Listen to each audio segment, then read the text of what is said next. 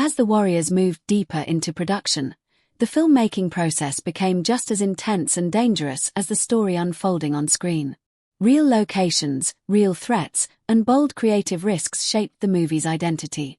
From improvised violence to unexpected marketing disasters, these behind-the-scenes moments reveal how chaos, fear, and innovation combined to turn a troubled production into a legendary cult classic. Every underground scene carried real tension that could never be manufactured, and this uncontrolled approach ultimately strengthened the film. The stress of rushed shoots, the genuine sounds of the subway, and the constant fear of production being shut down created an electrifying energy that no studio set could ever recreate. The danger was authentic, and it is visible in every frame filmed underground. Number 10 reveals that one of the film's most brutal fight scenes was created entirely on the spot. When filming the intense bathroom confrontation with the punks, Walter Hill abandoned traditional choreography altogether. Rather than relying on planned movements or safety rules, he gave the actors a single instruction: make it hurt. What followed became one of the rawest and most visceral fight scenes ever put on film.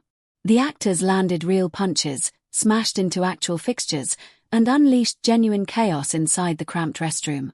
Hill welcomed the disorder, believing spontaneity was more powerful than safety. This unscripted violence perfectly conveyed the desperation and brutality of street conflict. Unlike polished Hollywood action, the scene felt unpredictable and dangerous because it truly was. Sometimes the most powerful action emerges when directors trust actors to deliver real intensity without protection. Number 11 explains how the Baseball Furies were born from an unlikely source: Kiss. Memorable villains often come from unexpected inspiration, and the Baseball Furies emerged from the fusion of glam rock and America's favorite sport. Walter Hill blended theatrical face paint inspired by Kiss concerts, where musicians transformed into larger-than-life figures, with classic Yankees pinstripes. The result was something both familiar and disturbingly surreal. What made the Baseball Furies terrifying wasn't their weapons or numbers, but their silence.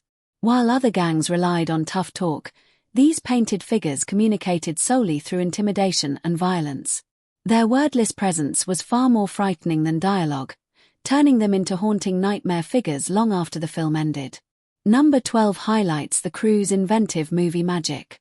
With a limited budget, the production team became experts in illusion. Small crowds were made to appear massive, and tiny sets were transformed into vast environments. Extras were reused across scenes, their costumes and positions changed to create the impression of hundreds of gang members. Clever lighting, strategic camera angles, and precise staging turned dozens of people into what looked like armies. Every wide shot was carefully planned to maximize scale. The film's slightly surreal look wasn't an artistic decision. It was necessity disguised as style. Often, the greatest cinematic magic comes from having no choice but to innovate. Number 13 reveals how New York nights became increasingly hostile. Filming in 1970s New York meant facing more than noise complaints and traffic delays. Local residents resented Hollywood invading their neighborhoods, especially for a violent story. Complaints mounted over late-night shoots, fears of real gang involvement grew, and several locations became too dangerous to use. Routine night filming turned into survival missions. Police escorts became standard when moving equipment, and fear became constant. When actors appeared anxious or paranoid on screen, they often weren't acting, they were reacting to real threats. This genuine tension added a layer of realism that no performance could fake. Number 14 uncovers how a movie poster nearly destroyed the film. The original Warriors poster showed gangs lined up beneath the tagline, "These are the armies of the night." Theater owners panicked, fearing the image would invite real gang violence. Many refused to display it, while others demanded it be redesigned or removed entirely. Major theater chains rejected the film based solely on its marketing. What was meant to sell tickets became a liability, proving that powerful imagery can sometimes backfire when real-world fears overpower artistic intent.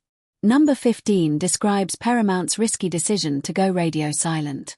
After violence erupted at early screenings, the studio cancelled all television and radio advertising, leaving only posters and word of mouth. This unprecedented marketing blackout put the film's survival at risk. Without ads, The movie depended entirely on audience buzz and whatever controversy the poster could generate before being banned. Executives watched anxiously as millions of dollars hung in the balance. Paramount gambled that the Warriors were strong enough to spread organically. It was either a bold strategy or total self-destruction. Number 16 reveals how the gamble unexpectedly paid off. Instead of disappearing, the Warriors became irresistible because it felt forbidden. Audiences treated it like contraband, spreading its reputation through underground networks. The lack of commercials and removed posters didn't weaken interest, it amplified it. People rushed to see what was too dangerous to promote. This unintended mystique transformed the film into a cultural phenomenon. The elements meant to destroy it instead created rebellion, authenticity, and legend. Number 17 shares a shocking seal of approval. Years later, Michael Beck revealed that President Ronald Reagan personally called to praise the film. The idea of a conservative president admiring a gritty gang movie stunned audiences. Reagan's approval showed that the Warriors communicated deeper themes of loyalty, survival, and human resilience. A film once considered too dangerous for advertising had earned recognition at the highest level of power. Number 18 reveals that romance was never part of the original plan. The love story between Swan and Mercy was not initially intended, making its eventual development another unexpected evolution in the film's journey.